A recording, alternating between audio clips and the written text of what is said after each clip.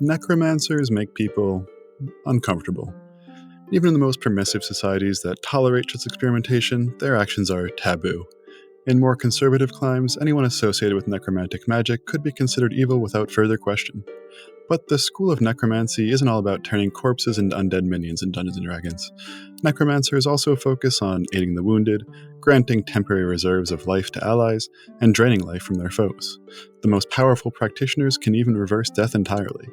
But before you sign up for the first day of Necromancy School, it pays to know what's on the curriculum. Here are 11 facts on D&D 5e's School of Necromancy.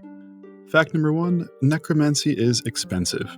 If you're going to Necromancer College, you'd better have a scholarship. This school of magic is the most expensive one in 5e. Let's dive into the details.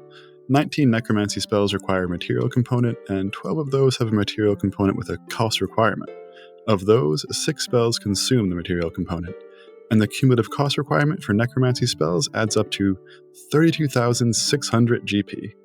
Of course, this is mostly due to necromancy having the game's most expensive spell, True Resurrection. Requiring a diamond worth at least 25,000 gold, this 9th level spell is the most expensive one in D&D 5e by a wide margin. It also brings back anyone from the dead who died within the last 200 years from anything but old age, and can even create a new body for the target, so yeah, it should be kind of pricey.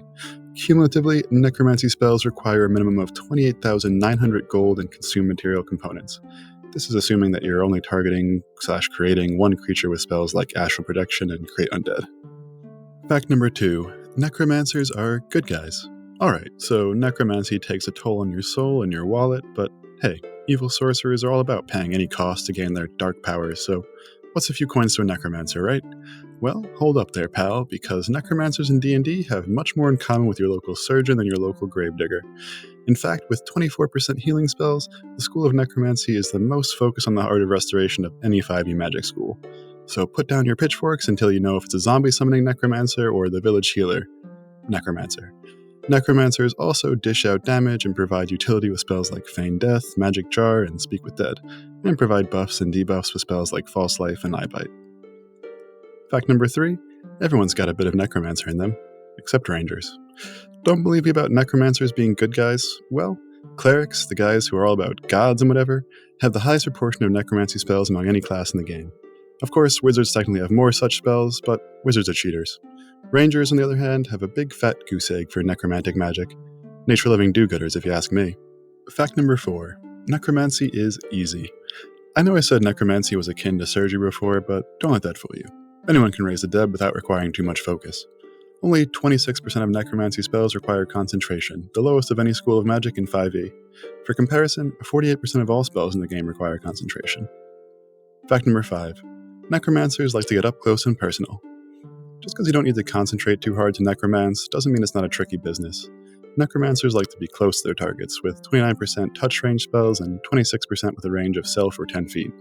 Of course, necromancers still have plenty of ranged options, with the 150-foot ranged Abbey Dalsum's Horrid Wilting and Circle of Death being the farthest reaching.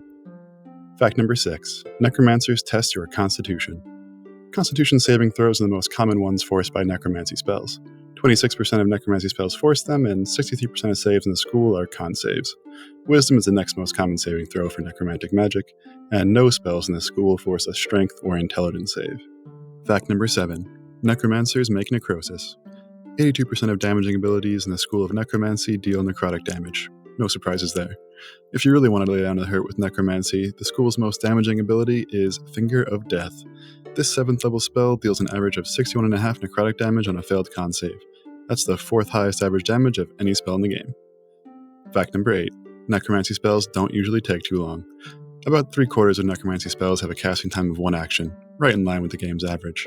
Soul Cage is the only reaction ability in the school, and Spirit Shroud is the school's 1 bonus action. Fact number 9. Necromancers are quick. About half of necromancy spells are instantaneous. Compare that to the game-wide average of about 26%, and you see that necromancers like to work fast. A whole host of other durations also exist, but 1 minute and 1 hour stand out as the next most common. Fact number 10. Necromancy isn't complicated.